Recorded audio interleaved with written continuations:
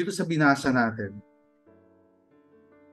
sinabi nung una na magkasama yung mga Pariseo at yung mga Herodians, yung mga sumusunod kay Herod.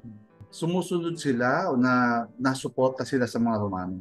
Bakit ko sinasabi dito? Kasi magkalabang mortal ang mga Hudyo at yung mga Herodians. Kasi yung mga Hudyo ayaw nilang pasako. Yung Herodians sumusuporta sila sa mga mananako. Para pinapakita lang dito na kahit magkalaban, yung mga kalaban ni Jesus, nandyan siya para pagkasunduin kasi siya yung Prince of Peace, di ba? Siya yung nagbibigay ng kapayapaan sa mga magkaaway. Gaya ni Pilato at saka ni Herod Antipas. Kung naalala niyo na magkaaway yan, pero pinagkasundo rin nung sinusubukan si Jesus. Nasa trial siya. Pero may mas pa dyan. Yung tayo at ang ating Panginoong Diyos. Tayo ay considered malayo sa Kanya, pero si Jesus pinalalapit tayo sa ating tatay, sa Kanyang tatay. Tapos binasa natin yung mga Pariseo at mga Herodians. Kilala nila si Jesus. Sinasabi nga nila na alam namin na matuwid kang tao, alam namin na wala kang kinikilingan, mabuti ka, ganyan. Alam nila kung paano makitungo si Jesus pamamaraan ng kanyang buhay. Pero, bakit nila gustong silugin ng Panginoon? Sinisilo nila ang Panginoon. Tingnan nyo ang buhay din natin yan. Tayo, kilala natin si Jesus. Hindi man natin siya sinisilo, pero tanong, nasunod ba talaga tayo sa mga turo niya? Tayo ba ay talagang masasabi natin na tunay na mga disipulo ng ating Panginoon? Yung tinanong sa kanya, nitong mga sumusubok sa kanya, yung tungkol sa pagbabayad ng buwis. At alam nila ang laman at isip at puso nila. Alam ni Jesus na gusto siyang siluhin ng mga to. Tinanong nila kung dapat ba magbayad ng buwis sa emperador. Ang sagot, di ba, simpleng oo o hindi. Pero, tingnan natin, yung tanong nila kay Jesus, sinagot din niya ng tanong. Ako relate ako dito kasi minsan pag ako nagtatanong, hinihintay ko lang ang sagot, oo o hindi, pero minsan, mag-isip ka. Minsan ganun yung sinasabi siya, mag-isip ka. Pagka tinatanong ko, kakain ka ba ngayon? Mag-isip ka. Pupunta ako doon, kakain kami. Mag-isip ka kung kakain pa talaga dapat ako dito. So, relate ako dito sa pamamaraan ng pagsagot ng ating Panginoon. Sinasagot niya ng tanong din. At pansinin niyo yung consistency ng buhay ni Jesus at saka yung tinuturo niya. Wala siyang hawak na pera. Hindi importante sa kanya ang pera. Ang barya na pinag-uusapan, nandun yung larawan ng Caesar. Pero nung panahon na yon, sinasabi na hindi ka dapat umuukit ng kahit ano na larawan ng Diyos. Pero kasi ang mga Caesar noon, kinoconsider silang parang Diyos. At itong nasa larawan na to, yung anak nung deity, yung Diyos nila. So, sinasabi, ito yung anak ng Diyos. Pero sino ba talaga ang anak ng Diyos? Yung kausap nila o yung nandun sa larawan na yun? Ang tanong niya, kaninong larawan ang nakaukit doon sa pera na pinapakita nila?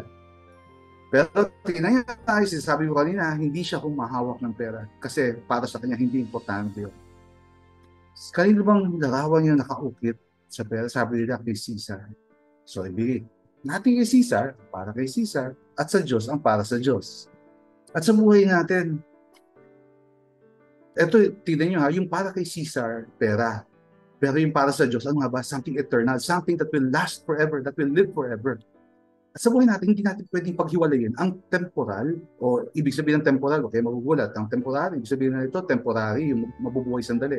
At ang eternal. Hindi pwede na ibang tao tayo kapag linggo, kasi nagsisimba, pupunta tayo, haharap tayo sa Panginoon, at ibang tao tayo kapag Monday to Saturday. Hindi pwede dapat laging tugma yun. Ganito pa, no? Tayo ay Pilipino. Mga miyembro tayo ng KKK. Pero tandaan natin, higit pa doon, tayo ay Kristiyano. Tayo ay mga disipulo ni JC. Oo, kailangan nating gampanan ang obligasyon natin sa mga namumuno sa atin, sa pagiging Pilipino natin. Babayad tayo ng buwis para umandar ang ekonomiya, para umandar ang gobyerno. Pero kailangan din nating maalala na tayo ay sa Diyos. Kay JC tayo. At may obligasyon tayong dapat gampanan para sa Kanya. At ito ay ang makilala siya. Pagkilala natin siya, susunod na tayo sa utos niya. Kasi pag nakilala natin siya, alam natin yung mga gusto niya, no? Susunod tayo sa utos niya. Pag nasunod tayo sa utos niya, meron ng relasyon. Meron yung sinasabi na meron akong personal relationship sa aking Panginoon. May relasyon na tayo sa Kanya pagka sumusunod tayo sa Kanyang mga gusto. At higit pa dito, kung nakilala natin siya sa mga nakakasalamuhan natin, sa pamilya natin, ipakita natin sa pamumuhay natin, sa salita natin, na tayo ay KJC. Na tayo ay gawa sa larawan at wangis niya. Di ba dito sa KKK, ramdam natin ang pagmamahal ng bawat isa. Dito sa KKK, ramdam natin ang pagtanggap sa atin. Belong tayo. Kita mo yung, nakakatuwa yung kwento ni Jasmine, no, na yung anak niya sa murang edad nakatulong sa kanila. Hindi importante sa kanya yung pera. Ang importante doon sa anak ni Jasmine ay yung relasyon, yung tao, yung pagmamahalan nila bilang pamilya. Tayo dito sa KK, tinuturuan tayo ng psychology ni Ma'am, di ba? Para mas maintindihan natin ang ating sarili. Para malaman natin kung sino tayo at sa pagkakakilala natin sa sarili natin. Sino ba tayo talaga?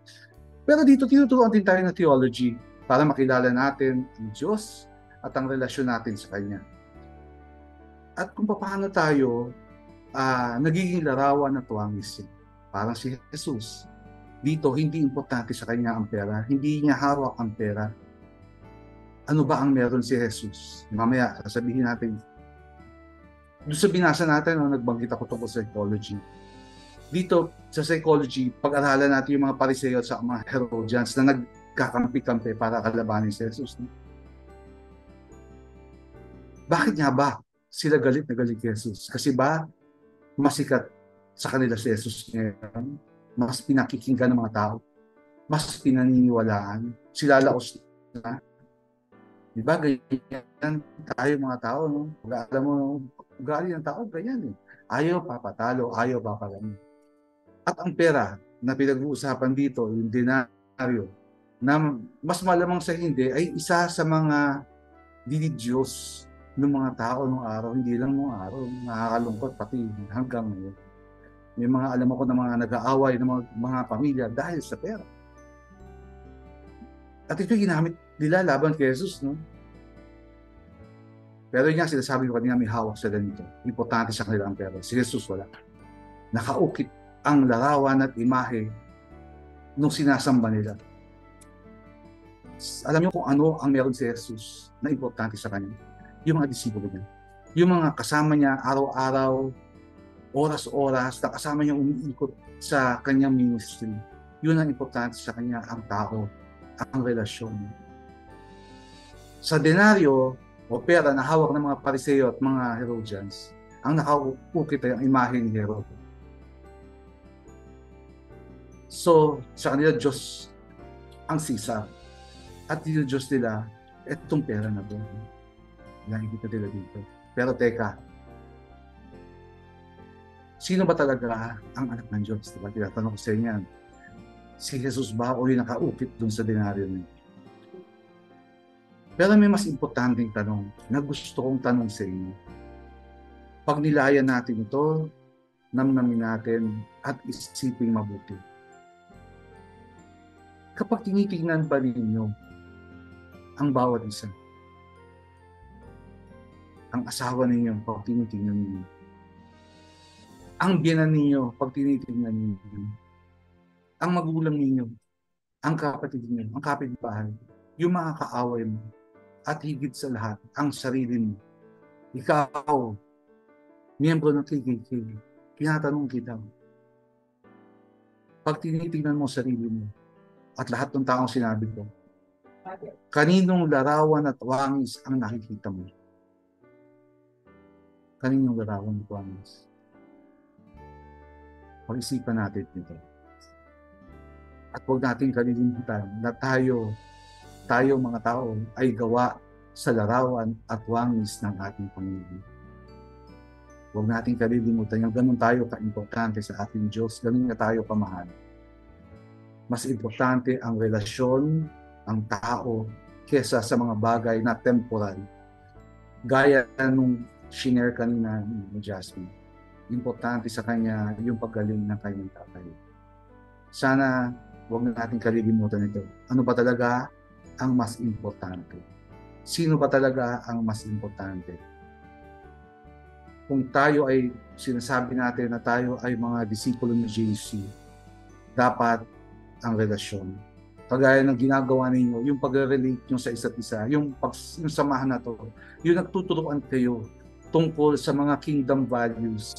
Pagka meron kayong prayer and worship, pagka meron kayong ano yun, yung teaching, binabahagi nyo yung mga importante sa buhay.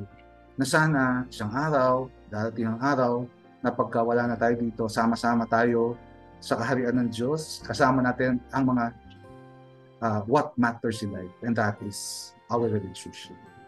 Magandang gabi po sa inyo. Maraming salamat sa pag-imbita sa akin. Sana meron kayong natutunan sa sharing na ginawa natin ngayon. Bigyan natin ng papuri, parangal, at glory ang ating Panginoong Santa Trin.